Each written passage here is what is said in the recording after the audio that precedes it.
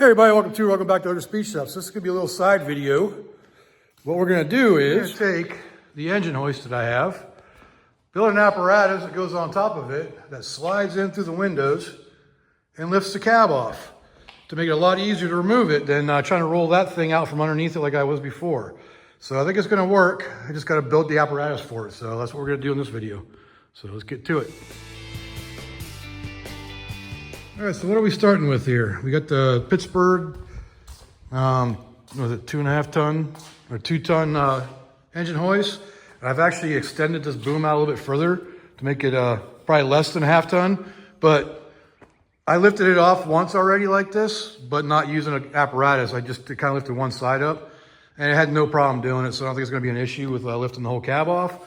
But so yeah, that's what we're gonna do. And I got some metal over there in the corner. I got some metal over here. I got the bed piece, the thing I use to lift the bed off that I can remake if I ever need to. And yeah, so we got plenty of metal to make what I want to do. And I don't have a plan yet. I just got ideas. I don't really ever plan anything. I just kind of shoot from the hip on most of the stuff I do. So that's what we're gonna do, but I got an idea and we'll get into it. So the first thing I do is take a measurement across here just so I know it's big enough to go into the window. And I'm gonna go with 18 inches. So I'm gonna cut my first piece off of this to 18 inches so it can still fit through the window and get to the middle of the truck cab. Okay, so I ended up going with 17 inches just because it doesn't need to be exact to the window width. And this way it gives me a little extra room on each side to slide in there. And the next thing I'm gonna do is make these 2 down pieces, which are gonna wrap around the side of the engine hoist extension. So they're gonna be on there like that. So I'm gonna center them up. I already described the center line for the piece, and I gotta go 1 inch and 3/16 on each side to center it up.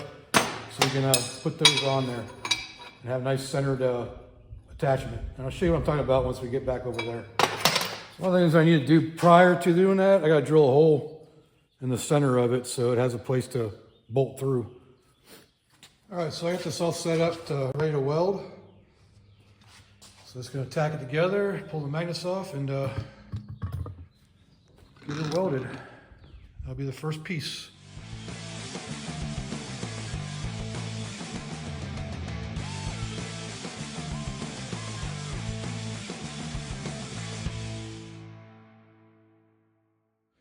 All right, so we got the first piece welded together.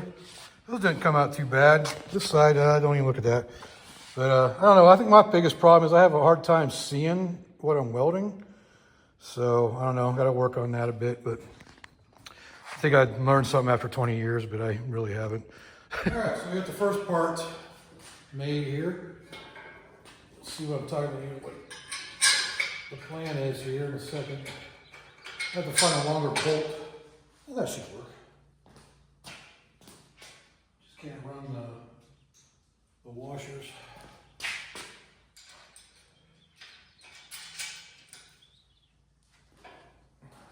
Yeah, so if you notice, though, see how it's able to tilt? That way, as it goes up, that can stay level. And I'm going to make some kind of leveling bar or something too. Wish I had pictures of the contraption that my buddy made at the shop I used to work at for taking transmissions down from cars on a lift. But we put a transmission jack on top of it.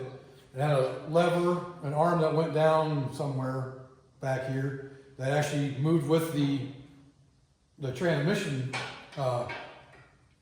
jack part of it up here, and it kept it level. So it was real nice. So that's kind of what I'm doing here. But that should be enough to keep it level as I lift it up. All right, so I took a measurement from across here to the other side. It's about 60 inches. So if I go 64-ish, I think we'd be good. And I think these bars over here are just about that long. These bars are 68.5, which is perfect. Could probably just leave them that length and go from there. That way I don't have to cut them.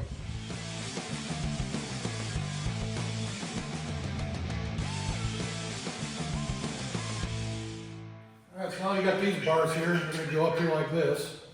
Get welded on there, one on each side.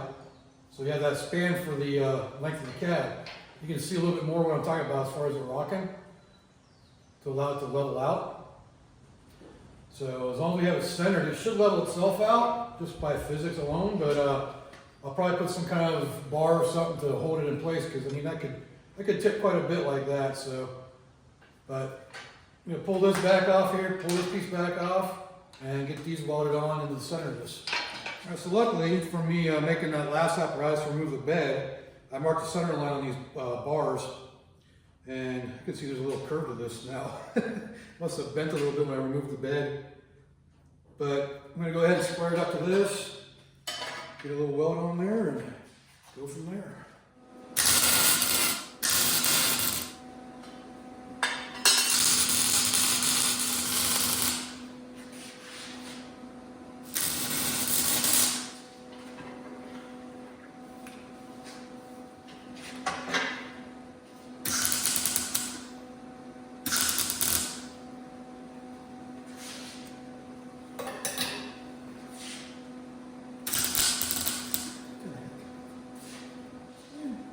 That happened. Cool, touching the welder, and all of a sudden it's down 4 speeds.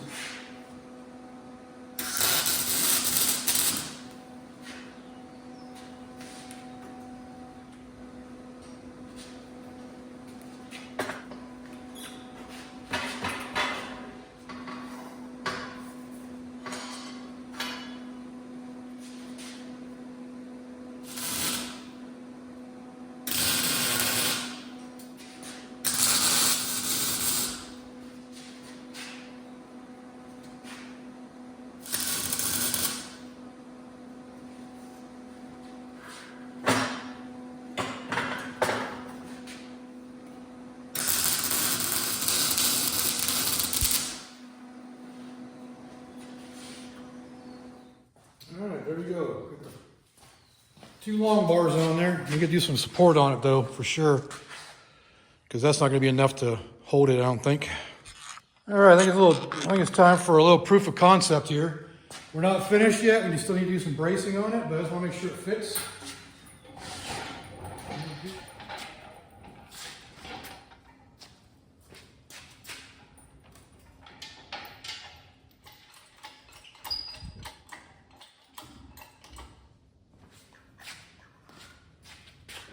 Take a measurement on each side just to make sure it's centered. 4 3/8 or so.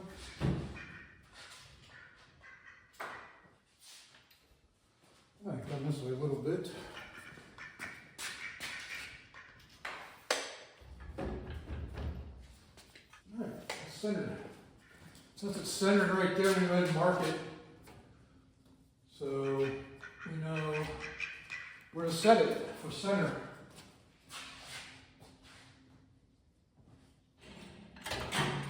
She'll definitely lift her, but she's attached right now, so we gotta unbolt it.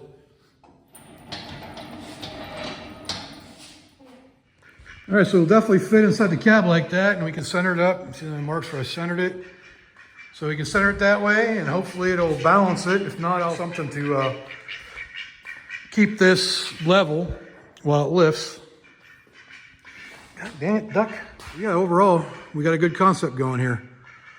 So I just need some extra support underneath there, I think, to just help strengthen it a little bit. One thing I think I'm going to do is going to put a bar straight across the back here, so that way it can't go down past this area here, and because we don't want it to flip up like that. But that way we can always get into the cab that way, the tip down. So it doesn't matter how far it goes down that way, because it can only go until it hits right there, which is good. So just trying to prevent it from over tipping in any direction.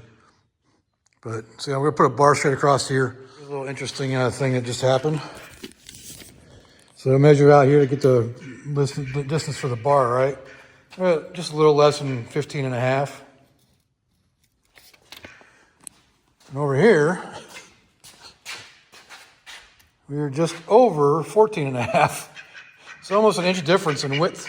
So I don't know if these are warped that direction too, because I squared it off of here. But I don't know, maybe it moved on me, who knows. But it doesn't really matter. It's not an important measurement, but Yep. So the two bars got to be two different lengths. All right, guess it's time to see if it'll work as is or if I got to add some more bracing. Let's try her out.